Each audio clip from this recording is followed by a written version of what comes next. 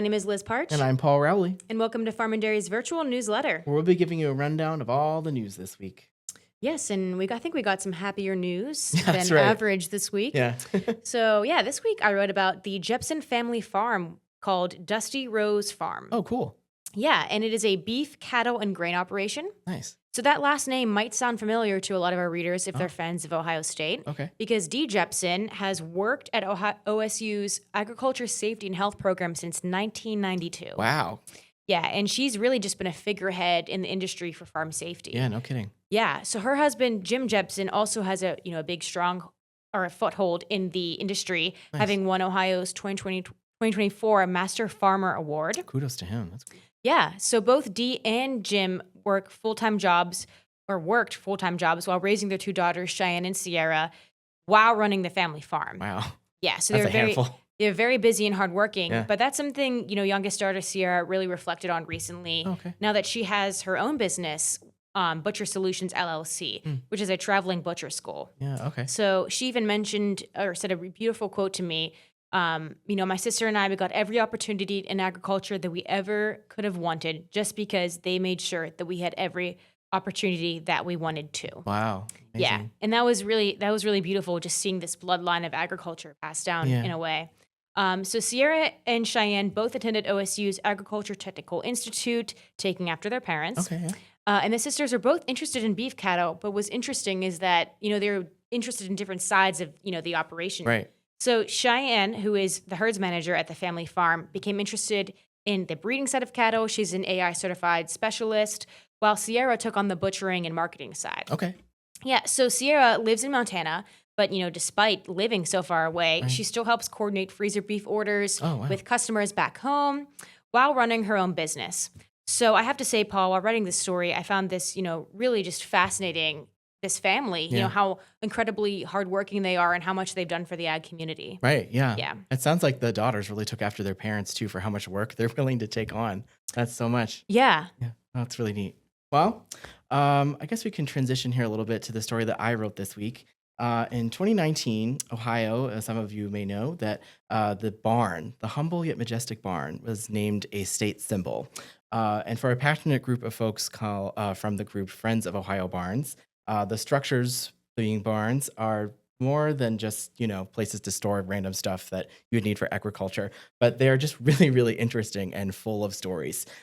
So this past April 25th, that passion that they have was just on full display during a special bus tour, which was part of this conference that they were having. And I got to join them for part of the bus tour, which was really fun. neat. Yeah. So they made all of these discoveries that as a person who only sees barns as in very layman's terms, it was just really fascinating to see what they were able to pick out. Our first stop was at Jim Huston's barn. It's meticulously maintained. It's from 1883 in Marlborough Township in Ohio.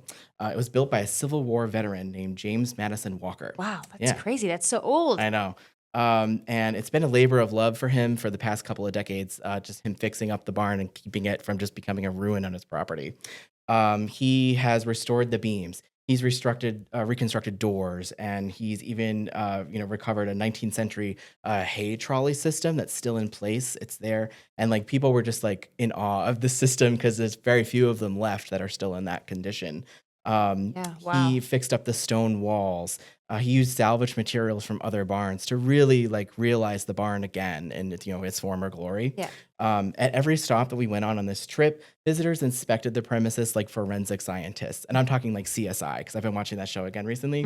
Flashlights in hand, pointing at all of the different construction details that really set this barn apart and made it a stop on this tour. And people, you could just tell, were just so impressed by how these massive structures were able to be constructed at all, given that the people who built them did not have access to the technologies that we do today.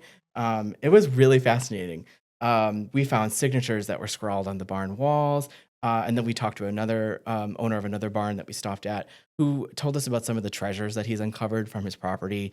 One of those actually was an old land grant deed that was signed by Thomas Jefferson. Thomas Jefferson. Wow, so cool. That is crazy. I know. It really sounds like this tour took you back in history. It absolutely did. Yeah. Yeah. So for more on that, make sure you check out the story on the front page. Wow. How cool. Yeah. Well, we got some exciting news for farm and dairy readers. Is that right? Yes, as we've added another new columnist. Yay! Yes, he's been a beekeeper for 15 years. Cool. Yes, and he currently is a state apiary inspector in Wayne County. Yeah. So his name is Scott Schwab, and he'll be writing all about bees in his new column, Amazing Bees. Okay, I love that. Yeah, right. Love that pun. Yeah.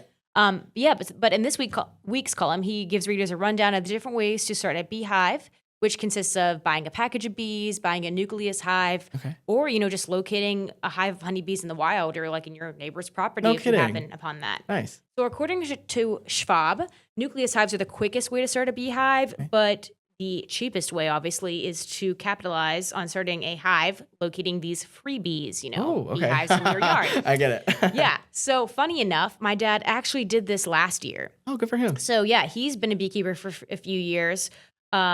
But last year, ironically, the first year, my dad ended up giving up, bees just in general because we have a lot of habitat loss in our area. Oh, okay. He got a call from his neighbor saying, "Oh, I have this hive. Wild hive in my yard." Yeah. And he immediately was like, "Oh my God, we need to get it. We need to get it." But he was out of town. So he tasked me with taking these huge, very heavy bee boxes up to my neighbors. Yeah. And we had to spray something on, the hive to kind of get the bees attracted to go into the hive. Nice. But yeah, it worked out really great. And now we still have bees. And that's so cool. Yeah. But anyways, back to the columnist. You guys should definitely check out his story. And he'll be there week after week. Heck yeah. All right, I like it. I actually have some more columnist news too. Yeah. So we're also introducing this week Just the Facts, which is a new monthly column by Luann Duncan. And she is from the Ohio State University Extension, Family, and Consumer Sciences team. That is a long sentence. Wow. But anyway, that's where she's from. In this week's paper, Luann talks about something that is fun, flavorful, and also surprisingly dangerous, which is pickling. And you never would have thought, because I certainly didn't. So this was news for me too. So apparently Luann says that an alarming comment popped up on her social media recently. And I guess the comment said, "It's my family and it's my decision if I want to risk making them sick." Oh, God. That's literally crazy. So someone literally said that. It's my decision if I want to kill my family. Like, what? So literally, it's insane. Crazy. So apparently it came from someone defending their home food preservation practices. So that's just wild. Luann says that this comment, though, it really actually gets to the heart of why food safety measures matter, especially with pickling, which was the subject of the column. So the truth is, she says that our understanding of foodborne illnesses has actually changed a lot and deepened, even just in the past couple of years since the COVID-19 pandemic. And even foods that we think are kind of just like usually safe, like pickles, can actually be harboring some bacteria and things that you very much do not want to ingest if you're not careful, if you haven't stored them properly, things like that. So it turns out that in lab tests, Listeria, which would be a really pretty name if it wasn't such a scary, bacteria. Yeah, almost sounds like a pretty baby name. Right, like a Victorian baby. Was found growing in a homemade refrigerated pickle jar. Someone had done it themselves. The USDA now recommends using unprocessed refrigerator pickles only within a month. After that, it's no good anymore. The floor pickle recipes and those viral trends that you might see on TikTok, very much not safe after 6 months. Everyone's saying yes on social media, it's good for 6 months. Not true at all. Can't trust social media, man. Exactly. So before you start pickling, Luann suggests a few safety tips that you really should not miss in her column. And also, if you have questions and you want to answer right away, your local extension office is going to be a really good resource for those questions if you have questions for food preservation stuff. So for more information, check out Luann's new column. Yeah, man. How exciting we got so many new columnists it's really neat. To educate us on all these different things. Yeah. Well, in other news, more sad news, the U.S. Army Corps of Engineers will be testing groundwater in Lucky, Ohio. Okay. Yes, after the Blade newspaper in Toledo, Ohio, published an investigation on April 27th that found high levels of radioactivity in various samples taken from drinking water fountains at Eastwood Middle School. Oh, no. Yeah. So the town was actually home to an industrial site built in the 1940s that produced nuclear weapons. I think there's another one in Ohio as well. Okay. But for years, the U.S. Army Corps of Engineers and the Ohio Environmental Protection Agency have been basically saying, the contaminant levels in the public drinking water are acceptable considering to drinking standards. Okay. But this new investigation really raises light in concerns that this isn't acceptable. particularly the radioactivity found in the water, which is linked to various cancers. Radioactivity is. So, they're a little bit concerned about what risk this poses to the community. Yeah. Middle school's already tough enough. We really don't need to be introducing radioactivity into it. Yeah, I totally agree, Paul. Well, did you know that there are more than 29,000 students currently involved in Ohio's FFA program today? Wow. That's a staggering Yeah, that's number. a lot. I know. According to the Ohio FFA Association's 2023 report, so we're just looking back a couple of years, there are almost 30,000 students learning from 528 agricultural educators across like hundreds of FFA chapters statewide, which is pretty cool.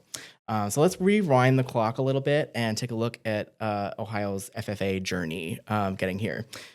So on April 20th, 1929, Ohio became the 14th state to join the National FFA organization. And just a month later, the first Ohio FFA convention was actually held, and that's where like the bylaws were adopted, and they really started to like do the groundwork to get the FFA that we know today like up and running in Ohio. They also adopted membership fees and rules, and they bumped up the cost of membership from 20 cents to 30 cents, I guess, around that time. I wish more things cost about less than 50 cents. It'd be much nicer. Oh yeah, bring back the penny candies. Yeah. Not that we existed back then, but it would be cool nonetheless to experience that. World War II canceled a lot of FFA stuff, but the 1940s were real busy because FFA Week was launched kind of in the wake of that to keep momentum going and membership bumping and all that stuff.